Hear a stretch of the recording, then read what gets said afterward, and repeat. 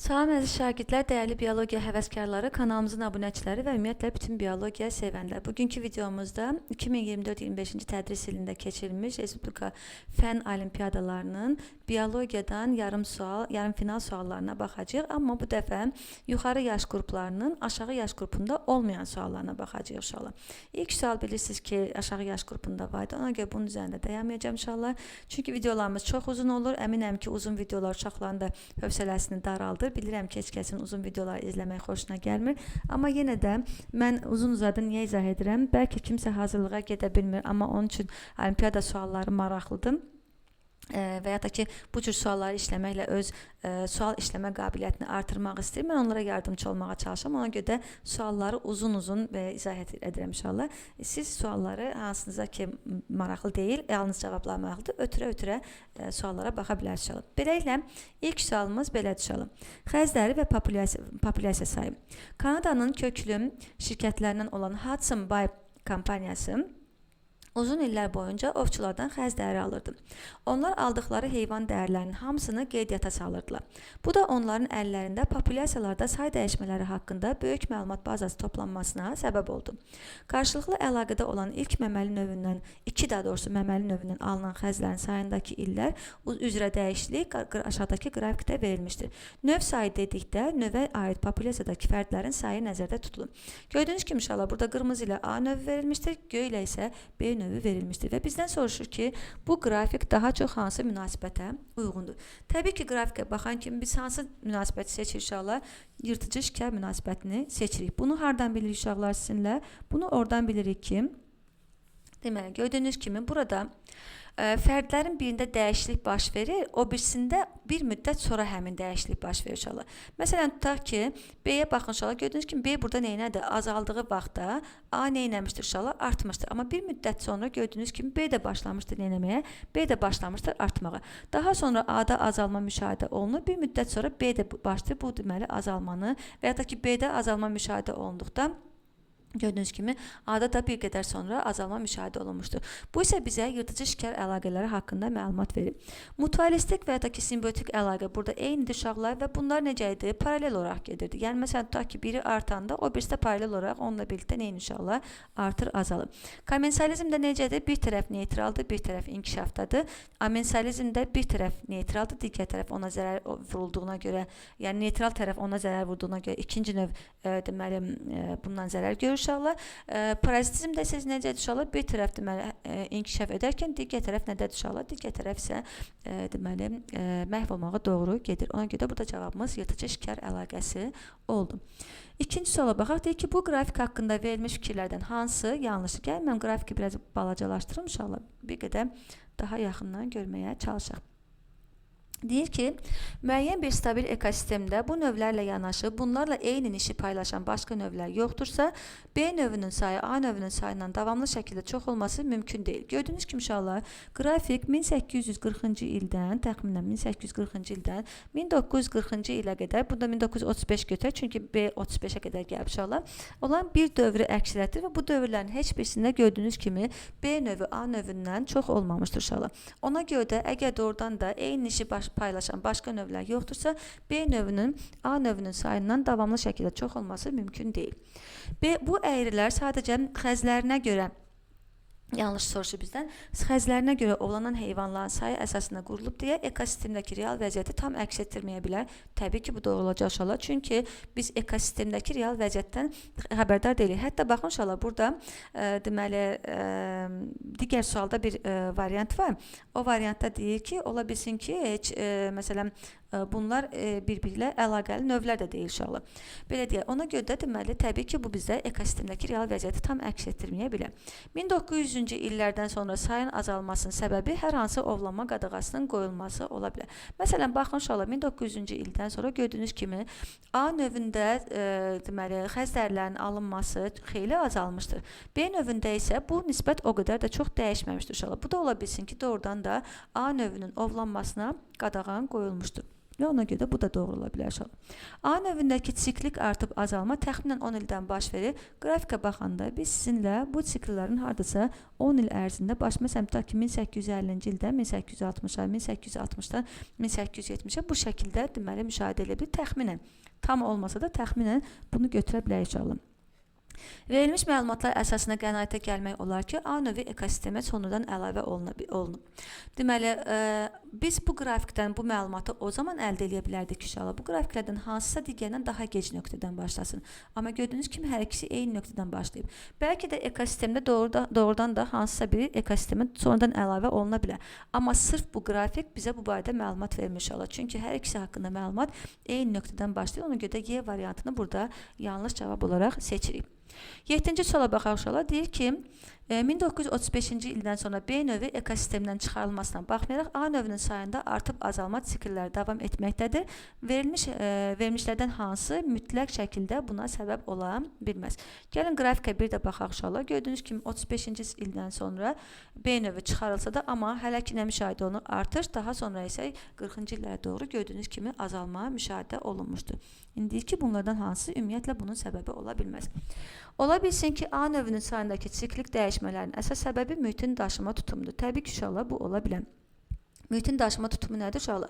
Mühitin daşıma tutumu deyəndə biz orada deməli o mühitdəki qida şəraitini nəzərdə tuturuq, o mühitdəki mühit şəraitini nəzərdə tuturuq. Məsələn, eyni növün sayı belə deyək də orada olan qida ehtiyatlarına görə artacaq da, düzdürmü? Əgər bir müddətdən sonra qida çatışmazsa, elə növün özünün daxilində rəqabət başlayacaq və təbii ki, sayı neyəcək? Azalacaq. Harda ki, artıq qida hamıya çatır, hamısına çatır, orada artıq optimal bir rəqəmdə dayanacaq. Təbii ki, inşallah bu ola bilər. Ona görə də bunu seçə bilmərik. Ola bilsin ki, ekosistemdə B növünün funksiyasını icra edən başqa növ əlavə edilib. Bu da doğru ola bilər inşallah. Çünki digər növ ovlanmadığına görə ola bilsin ki, onun haqqında məlumat yoxdur inşallah və yəni əlavə edilib, amma o ovlanmadığına görə onun haqqında məlumat yoxdur. Ona görə də biz sizinlə bu variantı belə deyək də mütləq ola bilməz deyə bilmərik inşallah. Ola bilsin ki, B növü A növünün parazitidir ifadəsini isə deyə bilər inşallah. Çünki mütləq şəkildə deyə bilər ki, bu ola bilməz. Çünki deməli parazit yırtıcı qrafiklərini biz sizinlə bilirik inşallah. Ona görə də bu variant doğru deyil. Ola bilsin ki, bu nəticələr tamamilə təsadüfdür və bu heyvanlar arasında heç bir əlaqə yoxdur. Təbii ki, inşallah bu ovlanan heyvanların sayına əsaslandığına görə və bayaq da dediyimiz kimi ekosistemdəki real vəziyyətin nədən ibarət olduğunu bilmədiyimizə görə bunlar arasında qarşılıqlı əlaqə varmı, yoxmu? Təbii ki, biz sizinlə bunu deyə bilməyik inşallah. Ola bilsin ki, ekosistemdə xəz dərisinə görə ovlanmayan və A növü ilə qarşılıqlı əlaqədə olan başqa növ vardır. Baxın inşallah, belə bir növ əlavə də edilə bilərdi. Amma eyni zamanda ola bilsin ki, əvvəldən var, sadəcə olaraq biz demək, ondan xəbərimiz yoxdur. Çünki həmin növ ovlanmır. Təbii ki, bu ehtimal da ola bilər. Sonra baxaq hansı suallar uşaqlar, deməli, özünü yoluxduran həkim sualına biz sizinlə baxmışıq aşağı yaş qrupunda. Dinozavrların qohumları isə fərqli sualdır. Mark Thomas mammutların Mammutus primigenus ilk DNT ardıcıllığını oxumuşdur. Lakin qədim DNT analizləri hələ də çətin olaraq qalır. Çünki nümunələrdə degradasiya, çiklənmə və polimeraza inhibitorları mövcuddur. Alimlər bir dinozavr fosilindən DNT çıxarmağa və müəyyən bir genin ardıcıllığını təhlil etməyə cəhd etdilər. Daha sonra bu ardıcıllıq digər növlərlə müqayisə edildikdən sonra aşağıdakı filogenetik ağac əldə edildi. 13-15-ci sualları bu filogenetik ağacla əlaqədar olaraq cavablandırmalıyıq inşallah. Belə ilk baxışda elə bu filogenetik ağacdan gözümüzə belə deyək də ox kimi batan nədir uşaqlar? Dinozavrların insanlara ən yaxın olaraq göstərilməsi. Təbii ki, burada hansısa bir hikmət vardır. Ona görə gəlin variantlara baxaq. Deyək ki, bu filogenetik ağac ilə verilmiş mülasələrdən hansı əlaqədar yəqin ki olacaq, hansı səhvdir? Qədim nümunələrlə işləyərkən eyni uzunluqda olan nüvə geninə nisbətən mitoxondrial gendən əldə olunmuş DNT ardıcıllığını bərpa etmək daha asandır. Təbii ki, inşallah mitoxondrial genlərin əldə olunmuş DNT ardıcıllığını bərpa etmək daha asandır. Çünki əvvələn mitoxondrial genlər birisi sitoplazmatik irsiyyata aiddir və o yalnız bir fərdin genlərini daşıyır. İkincisi mitoxondrial genlər daha qısa uşaqlar, yəni DNT nüvə genlərindən, nüvə DNT-sindən daha BDT qısa DNT-lərdir onlar və ona görə və eyni zamanda mitoxondrilərin sayı da nüvə bir dənədir, amma deməli mitoxondrilərin sayı isə çoxdur uşaqlar. Müxtəlif mitoxondriləri eyni anda BDT və eyni anda müqayisə etməklə təbii ki, bunu bərpa etmək daha asan olacaq. Qədim nümunələrdən çox qısa fraqmentlər əvəzən çox uzun DNT fraqmentlərini araşdırmaq daha yaxşıdır. Çünki bu qısa fraqmentlərdə çirklənmə ehtimalı daha çoxdur. Bu yanlış olacaq uşaqlar. Nəyə görə? Çünki təbii ki, uzun fraqmentlərin bərpa etmək həm daha çətindir. Çünki onlar uzun olduqca onların degradasiya edən hissəsi, çirklənmiş hissəsi daha çox olacaq uşaqlar. Təbii ki, ona görə də qısa fraqmentlərə nisbətən onu bərpa etmək daha çətin uşaqlar. Demək, ikinci yanlışdır. Bu dinozavr qalığından alınmış nümunənin çirklənmiş DNT olma ehtimalı, bax o bayaqlarım sizinlə dediyimiz hikmət buradadır uşaqlar. Ehtiva etmə ehtimalı yüksəkdir. Təbii ki, dinozavrların suda qurda yaşayanlarla, yəni qurbağalarla quşlar arasında yerləşməsini gözlədiyimiz halda dinozavrlar insanlara ən yaxın olaraq göstərmişdir. Bu isə nəyi göstərir? Bu isə onu göstərir ki, doğrudan da bu çirklənmiş DNT ehtiva etməsi ehtimalı yüksəkdir. Ona görə burada yalnız B-ni doğru cavab kimi seçirik. Deyir ki, bu filogenetik ağac müasir elmi biliklərə əsaslanaraq bu DNT analizini etmədən qurulsaydı, dinozavrlar hansı qrupa daha yaxın olardı? Biz nə dedik bayaqlarım? Dedik ki, bu qurbağalarla ququ quşlar arasında olacaq, amma daha çox hara yaxın olacaq uşaqlar? Daha çox ququ quşlarına yaxın olacaq. Çünki bilirsiniz ki, istər məsələn skeletin quruluşunda götürsən, istər bədən temperaturunu götürsən, istərsə də quruda yaşamanı və s. bir çox xüsusiyyətləri götürsəz uşaqlar, təbii ki, burada deməli, hətta Archaeopteryxin də quruluşuna əsaslanaraq deyə bilərik ki, təbii ki, suda sürünənlər, yəni dinozavrlar ququ quşlarına daha yaxın olacaqlar. Ona görə də D variantını burada seçək. Yəni də quşların da deməli qədim sürünənlərdən başlanğıc götürdüyünü biz sizinlə təxminən deyə bilərik uşaqlar. Bu heyvanların bəzilərinin Stoxrom sezullarının bir hissəsinin amin turşu ardıcılığı aşağıdakı sxemdə verilmişdir. Tünd rəngli hərflərlə eyni olan amin turşuları verilmişdir. Bu sxemdəki məlumatlarla əlaqədar verilmiş hansı fikir yanlışdır? Bu sxemdə iki yanlış məlumat var uşaqlar, iki yanlış variant var. Ona görə bu sual bütün şagirdlərə ulduzlu olaraq götürülmüşdür. Yəni burada biz də bir ulduz qoyaq ki, bilinsin ki, bu ulduzlu sualdır. Amma bütün hallarda gəlin suala baxaq uşaqlar. Çünki sual mənim xoşuma gəlir, maraqlı sual deyir ki, bu amin turşu ardıcılığı əsasında qurulan filogenetik ağac yuxarıdakı filogenetik ağac ilə eyni olacaqdır. Bu yanlış olacaq uşaqlar. Çünki gördüyünüz kimi baxın, insan, yarasa, inək. Bu üçündə bu ardıcılıq tam nədir uşaqlar? Tam eynidir. Deməli, burada gördüyünüz kimi baxın, lap dinozavrı heç hesaba almıram uşaqlar, çünki dinozavr haqqında məlumat yoxdur. Amma baxın uşaqlar, insan, yarasa, inək. İnəyə baxın hardadır? İnək əslində harda olmalıdır? İnək itlərdən də öncə insana daha yaxın olmalıdır. Gördüyünüz kimi, amma gördüyünüz kimi bu belə deyil. Deməli, bu ardıcıllıq bizə bu məlumatı vermir. Bu yanlış oldu uşaqlar. İkinciyə baxırıq. Ən çox dəyişiklik 32-ci amin turşudadır. Gəlin baxaq uşaqlar. Baxın, burada gördüyünüz kimi yalnız budur. Burada deməli bu iki dənə V-ni götürə bilərsiniz. Yəni digərlərində TT gəlir, burada V-dir. Gördüyünüz kimi 32-ciyə baxaq uşaqlar. 30, 31, 32. Gördüyünüz kimi N, Y, W. Bu nədir uşaqlar? Üçü fərqlidir. Burada isə gördüyünüz kimi uşaqlar nədir? I ilə F fərqlidir. Yəni, o zaman həqiqətən də bu kəsik, bax bu ardıcılıq burada daha çox dəyişkənliyə uğrumuşdur. Ona görə burada B variantı doğrudur. Ona görə seçməyib.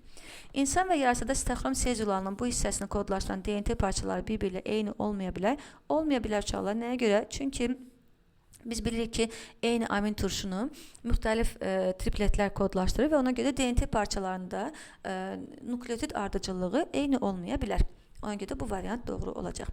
Ququ quşu və qurbağanın Stoxrom sezullarının bu hissəsi 3 amin turşusuna görə bir-birindən fərqlənir. Burada yanlış var inşallah. Gördüyünüz kimi baxın, qurbağa ilə ququ quşu. Bu ikisi fərqli. Bu ikisi də fərqli. Gördüyünüz kimi Y ilə W də fərqli. Eyni zamanda bax burada da birində nədir? Birində I-dir, birində isə F-dir. 4 dənə oldu. 1, 2, 3, 4 dənə. Burada 3 dənə verilib inşallah. Ona görə də burada bu da yanlış variantdır. 27-ci amin turşusu verilmiş məməlilərin hamısında eynidir. Baxaq inşallah 27 budur. 4 dənə məməli var. Daha doğrusu 5 dənə məməli var. 4 dənə. 4 dənə məməli var. 1, 2, 3, 4 hamısında eynidir gördüyünüz kimi. Ona görə də o variant da doğru olacaq. Oy, çox qabağa qaçdıq deyəsən. Bu sual burada bitdi mi? Aha. Bundan sonra gəlir nə? Bundan sonra gəlir deməli nəsil ağacı. Ən çox sevdiyim suallar tiplərindən biridir uşaqlar. Aşağıdakı nəsil ağacında çox nadir görülən bir xəstəlik verilmişdir. Deyir ki, bu xəstəlik irsiyyətin hansı forması ilə nəsildən nəslə ötürülür? Gəlin baxaq uşaqlar. Mən burada istəyirəm ki, bir hamısına baxaq. Autosom resessiv ola bilərmiş uşaqlar. Məsələn, gəlin baxaq bura. Autosom resessiv olsaydı, bunların hər ikisi necə olmalı uşaqlar? Hər ikisi resessiv homozigot olmaydı. O zaman 9 nömrənin başqa şansı yox idi uşaqlar. O necə olmaydı? Xəstə olmaydı. Amma gördüyünüz kimi bu nədir? Xəstə deyil. Deməli, bu variantın üstündən keçdik uşaqlar. X ilə ilişikli dominant üçün gəlin hara baxaq uşaqlar? X ilə ilişikli dominant üçün gəlin baxaq. Deməli, biz sizinlə baxın bura. Məsələn, burada gördüyünüz kimi ata necə olmaydı? Atada konkret olaraq dominant bir X xromosomu olmaydı. X ilə ilişikli dominant bir gen olmaydı uşaqlar. Ana təbii ki, nə ola bilər burada? Ana bu şəkildə ola bilər. İndi baxaq uşaqlar, deməli, oğlan üçün problem yoxdur. Amma qızda əgər qız atasından birini aldığına görə bu da X ilə ilişikli dominant olsaydı, qız necə olmaydı? Qız xəstə olmaydı. Deməli, bu variantda işə yaramadı. X ilə ilişikli resessiv üçün gəlin bura baxaq uşaqlar. Belə olsaydı, ana necə olmaydı? Ana bu şəkildə olmaydı və oğlan da bu şəkildə olmaydı.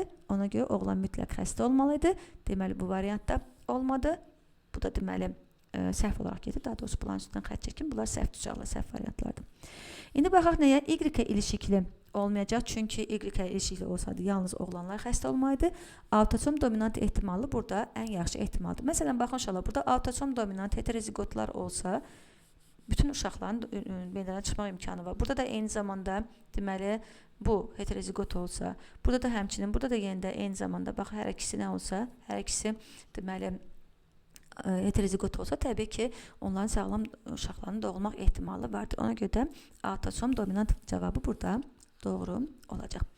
17-ci sualda isə bizdən soruşur ki, 3-cü nəsildəki 3, baxın bu və 3-cü nəsildəki 6 fərdləri bir-birindən ailə qursalar, onların övladlarının sağlam olma ehtimalı nə qədər olar? Baxaq uşaqlar. 3 burada nədir? Gördüyünüz kimi valideynləri necədir? Valideynləri dominant, daha doğrusu heterozigotdular. Və onlardan bu üçün həm dominant heterozigot, homozigot olmaq ehtimalı var uşaqlar, həm də heterozigot olmaq ehtimalı vardır. İndi bura baxaq. Burada konkret olaraq 6 nədir uşaqlar? Konkret olaraq 6 təbii ki, heterozigot olacaq. Buradan, yəni 3 ilə 6 ailə qurarkən, onların sağlam övladının olması üçün yalnız heterozigotların, yəni bu heterozigot olması lazım. İndi gəlin baxaq uşaqlar. Bu çarpazlaşmada, heterozigot çarpazlaşmada deməli, 4də 1 ehtimal nə vardı uşaqlar? 4də 1 ehtimal, gördüyünüz kimi, dominant homozigot var. 2də 1 ehtimal, gəlin bunu 4də 2 ehtimal yazaq, daha rahat olsun bizə uşaqlar. 4də 2 ehtimal, heterozigot olmaq ehtimalı var. Və təbii ki, 4də 1 ehtimalda sağlam olmaq, yəni resessiv olmaq ehtimalı var. Bunun üstündən xətt çəkdik uşaqlar. Bizə nə lazımdır? Bizə bu lazımdır. Biz də dedik ki, 3 həm bu ola bilər, həm də bu ola bilər. Deməli, baxın, 3-dən 2 dənə bu, bir dənə bu. Yəni onun deməli bu xəstəliyi daşımaq ehtimalı 3-dən 3 dənə ola bilər uşaqlar. 4-dən 3 ola bilər. 4-dən də bu 3-dən də ikisi. 3-dən ikisi. 3-dən ikisi nədir uşaqlar? AA-dır. 3-dən 1. Baxın 4-dən 3-ü ümumiyyətlə xəstə olmaq ehtimalıdır. Bu 3-ün içərisində də 3-dən 1 AA-dır uşaqlar. 3-dən 2 isə nədir? Heterozigotdur. Oldu. Bu 3də 2-ni yadınızda saxlayaq. İndi baxaq, burada bu heterozigotla 6-nın heterozigotu çarpazlaşarsa 4də 1 ehtimal sağlam uşaq doğulmaq ehtimalı vardır uşaqlar. Baxaq, bu özü 3də 2 ehtimal olduğuna görə, bu da 4də 1 ehtimal olduğuna görə ikisini bir-birinə vurur. Tapırıq neçə? 12də 2, o da bərabər olacaq. Təbii ki, ixtisar gələcək, olacaq 6da 1. Cavab oldu 6da 1. 17-ci sualın cavabı bu oldu uşaqlar. Beləliklə, bundan sonraki loop-dup sualını işləmişik uşaqlar sizinlə, onun üzərində dayanmayacağım. Baxaq, deməli, molekular sekresiya olunmasında işləmişik sizinlə, ona görə bunun üzərində dayanmayacağım. Və deməli, gəlir enerji acılığı konsepsiyası Nemət Qasımov. Nemət Qasımova ilk növbədə Allahdan rəhmət diləyirəm. Nemət Qasımov Bakı Dövlət Universitetində mənim də fiziologiya, bitki fiziologiyasının fənnindən müəllimim olub. Onun imtahanını da mən yaxşı vermişəm. Çox savadlı, çox belə deyək, cümlələrini çox gözəl ifadə edərək səlis şəkildə elmi mühazirəni öz deyək də beynindən, yəni heç bir kağızdan istifadə etmədən yazdıran, biz o vaxt mühazirələri yazırdıq uşaqlar. Yəni öz fənnini, öz ixtisasını çox mükəmməl şəkildə bilən bir Azərbaycanlı alim idi və onun bildiyim qədərilə Elxan Tahirov müəllim də onun, yəni sualların müəllifi Elxan müəllim də onun tələbəsi olub bildiyim qədərilə və o da öz müəlliminin bax bu gördüyü işdən çox gözəl bir sual ortalığa çıxardıb. Eyni zamanda bax bu sual əgər hardasa başqa yerdə istifadə olunarsa, Azərbaycanlı alimin də işi haqqında məlumat həm də biz özümüz də Azərbaycanlı bir alimin işi haqqında məlumat əldə etmiş olduq. Ona görə də deməli başlayaq bu sualı həvəslə işləyəcəklər. Deyir ki, 1970-ci illərə qədər şoran torpaqlarda həddindən artıq duz ionlarının olması bitkidə osmotik balansın pozulmasına, yəni osmotik stressə səbəb olacaq uşaqlar. Və bitkidə dehidrasiya, yəni bitkinin suzlaşması səbəb olduğu düşünülürdü. Ancaq Azərbaycanın görkəmli alimi, bitki fizioloqu Nemət Qasımov 1940-2016-cı illərdə yaşamışdır. Torpaqdakı xlor ionlarının bitkiyə daxil olmasının həm də bitkidə ion balansının pozulmasına və duz intoksikasiyasına, yəni duz zəhərlənməsinə səbəb olduğu fikrini irəli sürdü. Bu da duz stresi deyir uşaqlar buna da. Nemət Qasımov tərəfindən irəli sürülən enerji aclığı konsepsiyası bitkilərin duz stresinə məruz qalması zamanı metabolik və fizioloji proseslərdə baş verən dəyişiklikləri izah edib. Aşağıdakı 28-30-cu sualların hər biri bu konsepsiyanın bir müddəası ilə əlaqədardır. Baxın, inşallah bu sualı işlədikcə biz sizinlə konsepsiyanın müddəalarını da bilmiş olacağıq. 28-ci sualda deyilir. Xlor ionlarının daxil olması ion balansını pozur. Verilmiş proseslərin hansı və ya da ki hansıları ion balansının pozulması ilə əlaqədar yürüdülən düzgün fikirdir. Baxaq inşallah. Duz stresi, natrium və kalium zamanı bitkilər natrium və xlor ionlarını torpaqdan qəbul edir. Baxın inşallah. Nə dedi? Elə bu məlumatın özündə var. Torpaqdakı xlor ionlarının bitkiyə daxil olması və xlor ionlarda natrium ionlarla birlikdə adətən daxil olur uşaqlar və ona görə bu variant doğrudur. Bunu seçirik uşaqlar. Xlor ionlarının həddən çox hüceyrəyə daxil olması hiperpolarizasiyası səbəb ola bilər. Təbii ki, xlor ionları mənfi ionlardır uşaqlar. Onlar membranın bir tərəfində mənfi yüklü ionların çox toplanmasına və təbii ki, bir tərəfə doğru qütbləşməyə, yəni hiperpolarizasiya, hiperqütbləşməyə səbəb ola bilər. Polar və qeyri-polar molekullar haqqında danışanda biz sizinlə bu polarlaşmadan danışmışdıq uşaqlar. Ona görə bu da doğru ola bilər uşaqlar. Bu da doğru variantdır. İçəridə həddən çox xlor ionlarının, mənfi xlor ionlarının yığılması digər mənfi yüklü mineral qidaların adsorpsiyasına mane ola bilər. Təbii ki, artıq orqanizmin axı oradan bir membran potensialı yaranır uşaqlar. Siz bildiyiniz kimi bunlar hamısı müsbət və mənfi yüklərin nisbətinə əsasən yaranır da, düzdürmü? Artıq çoxlu xlor ionları daxil olduğuna görə digər mənfi yüklü ionlara, yəni artıq mənfi yüklü ehtiyacı olmadığına görə bitki orqanizmi artıq digər mənfi yüklü mineral qalıqları adsorpsiya etməyə bilər. Burada çətinlik çəkə bilər. Ona görə də bu variant da doğru olacaq. Həm də bəzən hüceyrələrin hansısa bir deməli ionlara xüsusi həvəsli olması da deməli mümkün olur uşaqlar. Məsələn, xlor belə həvəsli ionlardan biridir. Xlor ionlarının natrium ionları ilə birlikdə sorulduğu üçün membran potensialına təsir etmir ifadəsi nə olacaq uşaqlar? Yanlış olacaq. Çünki dəxli yoxdur. Natrium ionları ilə birlikdə sorulsa da ion balansını pozursa, baxın məlumatda nədir? İon balansını pozursa, deməli membran potensialına mütləq təsir edəcəkdir. Ona görə də B variantı burada 1-ci, 2-ci və 3-cü doğru oldu. D, 4-cü isə yanlış oldu. Şoranlıq stresi enerji istehsalında pozulmalara, yəni enerji aclığına səbəb olur. Verilmiş proseslərdən hansı və ya da ki hansıları enerji istehsalının pozulması ilə əlaqədar yürüdülən düzgün fikirdir. Bitkidə enerjinin çox hissəsi zərərli olan ionların hüceyrədən çıxarılmasına yönəldiyi üçün böyümə və inkişaf prosesləri yavaşlayır.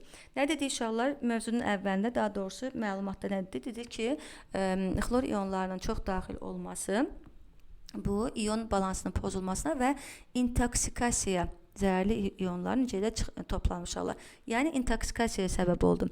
İntoksikasiyaya səbəb məruz qalmış bir orqanizm isə təbii ki, hüceyrədən ilk növbədə bu ionları çıxartmağa çalışacaq. İonlar da bilirsiniz ki, yüklü hissəciklərdir uşaqlar və yüklü hissəciklərdə bildiyiniz kimi ATF sərfiyyatı ilə, yəni fəal daşınma ilə hüceyrədən xaric olunur. Ona görə də orqanizm böyümə və inkişafına sərf edəcəyi enerjini nəyə sərf edəcək? Təbii ki, bu prosesi birinci növbədə özünü təmizləməyə sərf edəcək. Ona görə bu proseslər yavaşlayacaq. Elə insan özünə də belədir. Şala bildiyiniz kimi biz nə vaxt daha çox böyüyür? Uşaqlar nə zaman daha çox böyüyürlər? Yuxuda olarkən, yəni bədən digər proseslərə, lazım olan proseslərə enerjini daha çox xərclədiyi üçün böyümə və inkişafı bir qədər ləngidir. Amma yuxuda olarkən digər aktiv olduğumuz zaman lazım olan deməli enerjini artıq oradan yatarkən daha az enerji sərf etdiyimizə görə həmin enerjini artıq böyümə və inkişafa sərf edə bilim. İkinciyə baxırıq uşaqlar, xlor ionları metabolik enzimlərə birləşərək onların funksionallığını poza bilər. Təbii ki, ola bilər uşaqlar. Metabolik enzimlərə orada bayaqlar nədir? Dedik ki, metabolizmdə pozulur, düzdür uşaqlar? Ona görə də deməli bu doğru olacaq. Duz stresi daha çox ATF sintezinə səbəb olur. Bəli, duz stresi daha çox ATF sintezinə səbəb olacaq. Çünki orqanizm enerji xərcləməlidir ki, həmin o zəhərli ionları hüceyrədən çıxartsın. Ona görə də üçüncü də burada doğru olacaq uşaqlar. Yüksək xlor konsentrasiyası tilakoid membranının səthinə yapışaraq membran potensialını dəyişdirir. Bu da daha sürətli ATF sintezinə səbəb olur. Baxaq uşaqlar, bunu məsələn mən nəyə əsasən izah edəcəm ki, bu doğru deyil. Tilakoid membranlarında sintez olunmuş ATF bu nə üçün sərf olunur? Bu bilirsiniz ki, fotosintez üçün sərf olunur.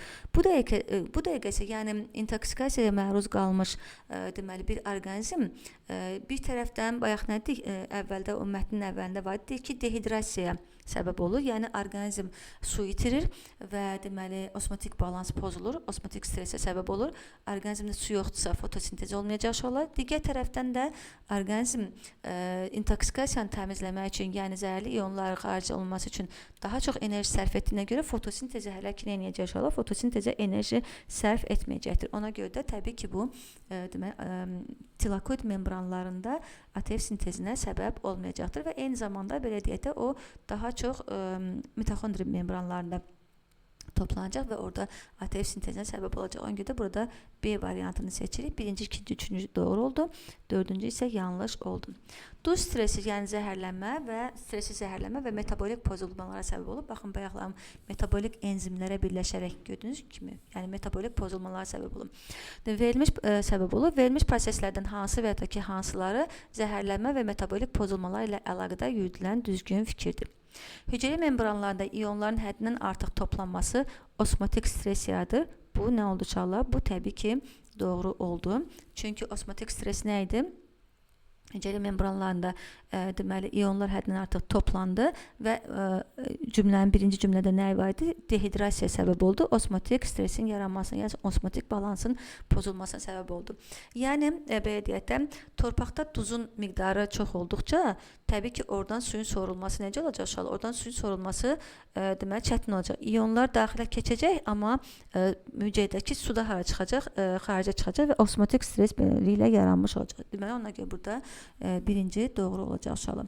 Osmotik stres ağızcıqların bağlanmasına səbəb olur. Bu fotosintezin işıq mərhələsinin yavaşlamasına, qaranlıq mərhələsinin sürətlənməsinə səbəb olur. İndi gəlin baxaq uşaqlar. Osmotik stres ağızcıqların bağlanmasına səbəb olacaqmı? Əlbəttə ki olacaq. Çünki deməli osmotik stres nə idi? Dehidrasiya səbəb olurdu. Bu da suyun itirilməsi deməkdir. Təbii ki bu zaman ağızcıqlar bağlanacaq uşaqlar. Ağızcıqlar bağlanarkən hüceyrəyə, yəni bitki hüceyrələrinə karbon qazının daxil olması çətinləşəcək. Karbon qazı daxil olmadıqda isə təbii ki, deməli fotosintezin qaranlıq mərhələsinin sürətlənməsi prosesi baş verə bilməz. Ona görə də ikincini burada yanlış olaraq götürürük. Xlor ionlarının artması membranlarda elektron daşıma sisteminin pozulmasına səbəb olur. Bu da ümumi olaraq fotosintez və tənəffüs prosesini pozur. Bayaq da qeyd etdiyimiz kimi uşaqlar, xlor ionlarının artması deməli membran potensialına təsir göstərir. Membran potensialı necə oldu? Yəni elektron daşıma sistemlərində necədir uşaqlar? Deməli bizim belə deyək də, oksigenli tənəffüs haqqında deməli videolarımıza baxsınız, orada elektron daşıma sistemləri haqqında biz məlumat vermişik uşaqlar, daha doğrusu vermişəm orada. Oradan da baxa bilərsiniz. Yəni membranın bir tərəfində müsbət yük toplanır, digər tərəfində mənfi yük toplanır. Məsələn, tənəffüs prosesini gəlin götürək uşaqlar. Tənəffüs prosesi zamanı bilirsiniz ki, oksigen daxil olur və o mənfi belə deyək də yük olaraq toplam membranın bir tərəfində toplanmağa başlayır. Xlor ionlarda mənfi yük olaraq orada toplandıqda hiperpolarizasiya səbəb olacaq uşaqlar. Təbii ki, qütbləşmə getdiyinə görə o bizim belə deyək də hidrogenin pompalanması prosesi nə edəcək? Pozulacaq. Fotosintezdə də eyni zamanda yenə bu deməli tilakoid membranlarında bilirsiniz ki, xlorofilin elektronları deməli xaricə çıxır və xarici səthdə toplanmağa başlayır və deməli burada xlor ionları da bu səthdə toplansa təbii ki, yenə də qütbləşmə baş verəcək və nəticədə elektron daşıma sisteminin işi pozulacaq uşaqlar. Buna görə də fotosintez və tənəffüs prosesləri ümumilikdə pozulmuş olacaq. Bu variantda doğru variant kimi götürə bilərsiniz və beləliklə də burada D variantını doğru variant kimi seçə bilərik. Beləliklə uşaqlar bu 2024-25-ci tədris ilində keçirilmiş yarım final turunun yuxarı qrupda istifadə olunmuş, yalnız həmin qrupda istifadə olunmuş sualların izahı idi. Ümid edirəm ki, izahlarım sizin üçün aydın olar, ümid edirəm ki, faydalı olar. Bir sualda cavab vermək istəyirəm. Videolarımın əksəriyyətinin altında həmişə soruşursunuz ki, mən FEO hazırlığı keçirəm inşallah. Orada da yazıram, amma burada nə deyim ki, mən ümumiyyətlə hazırlıq keçmirəm inşallah. Nəinki fənn olimpiadalarına, heç abituriyent hazırlığı ilə də məşğul olmuram. Çünki buna zamanım yoxdur uşaqlar, hazırlıq keçməyə. Buradan hazırlığa gedə bilməyən, getmək imkanı olmayan, amma nəsə öyrənmək istəyən, daha çox öyrənmək istəyən, daha çox biologiyanı daha yaxşı başa düşmək istəyən, eyni zamanda öz bilik səviyyəsini artırmağa çalışan, çünki bu olimpiada sualları həqiqətən insanın bioloji biliklərini də artırır uşaqlar, eyni zamanda həm onları işlədikcə də məntiqi, insanın məntiqi də daha yaxşı formalaşmış olur. Bunları artırmaq istəyən və müəllim yanına getməyə imkan olmayan şagirdlərə buradan yardımcı olmağa çalışıram uşaqlar. Ümid edirəm ki, həqiqətən də kimlərinsə həyatına bu videolarla toxuna bilərəm. Beləliklə, növbəti videolarda görüşənə qədər hər birinizin özünüzə yaxşı baxmanızı arzulayıram. Sağ və salamat yaşamağınızı arzulayıram. Növbəti tura keçmək şanslarınızın bol olmasını arzulayıram. Uğurlu, xeyirli xəbərlərinizi gözləyirəm və növbəti videolarda görüşənə qədər sağlıqla qalın deyirəm.